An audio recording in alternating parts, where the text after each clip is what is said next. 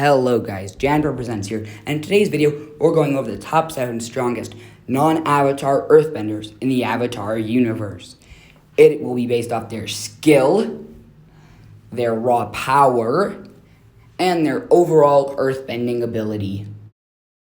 Coming in at number 7 is Kuvira, the Great Uniter, one of the best metalbenders we have seen. Kuvira might not have been able to levitate massive rocks like King Boomy, but she used her skilled earthbending and incredible metalbending to her advantage. Instead of beating her opponents using force and strength, she outmaneuvered them and tricked them. This is how she baited and beat the weakened Avatar Korra. Next up is Chief Beifong, the first daughter of Toph Beifong and Chief Police of Republic City. Also incredible in metalbending and earthbending, Lin is an excellent fighter, though not nearly as good as her younger sister, Suyin Beifong. But Lin's skills managed to help her keep Republic City safe. Next up is Suyin Beifong, founder of the city of Zaofu. As seen in her battle against Kuvira, though she was weaker at earthbending, she is far stronger in metalbending, able to dodge, counterattack, create armor, and so much more. Suyin did not only use her powers in combat, though. She used them in dancing and acrobatics. Next up is movie star, vigilante, pro-bender, Bolin. Bolin is an excellent earthbender in and outside the ring. In the ring, he's light on his feet and uses the earth discs to block and quickly attack. Outside the ring, he developed the skill of lava, which he uses to take out bigger opponents, such as mecha suits. What Bolin does is he blasts the ground underneath their feet with lava. He's also capable of creating massive waves of lava that pour over things. Bolin's power came especially in handy when fighting the Equals and Kuvira's army.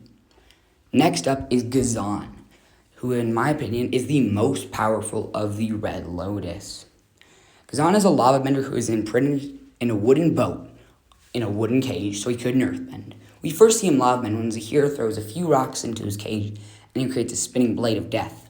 He uses it to slice out of his cage and incapacitate the White Lotus guards. We also see him utilize strong earthbending, or a combination of earth and lava, sending earth waves and then changing that earth into lava. He was also able to do this epic feat of boiling the entire mass of ground underneath Avatar Korra's feet. That massive expanse, the entire thing was turned into lava. Sadly though, his lava was the death of him. When he fought Bolin, he caused the chamber to come down on top of them, thus killing himself. Next up, we have Aang's old friend, King Boomy. Aang mistakenly chose him in their fateful, not quite duel, but skirmish. Boomy was able to use his abilities to levitate massive rocks and free Omashu from the Fire Nation soldiers. He also fought against Sojin's combat-enhanced firebenders, destroying their tanks with strength, but also skill by blasting the holes of fire. Our honorable mention spot before first place are Sun, the lava bender who is able to use his lava bending, although not fully in control, to extraordinarily destructive capabilities.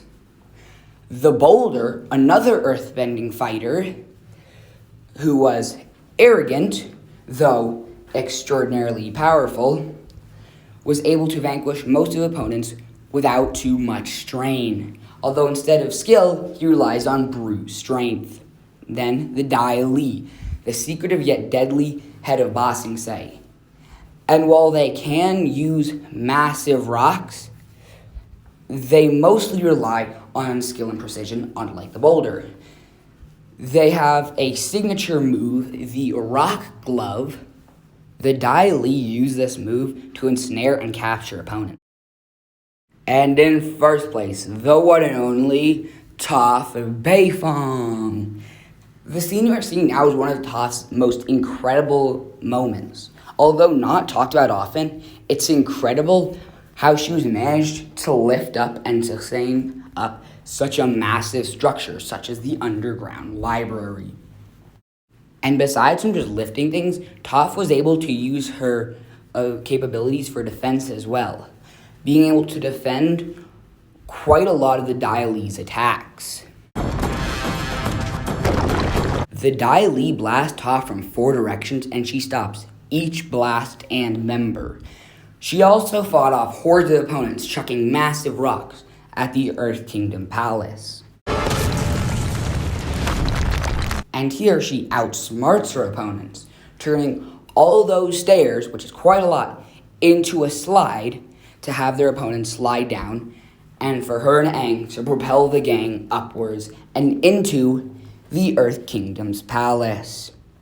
Here Toph bends with extreme precision, finding the exact pebble and outsmarting the street cheater.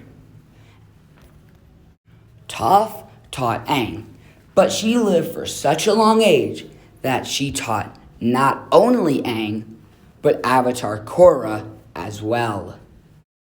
I hope you all enjoyed this list, and we'll see you again on Janper Presents next time.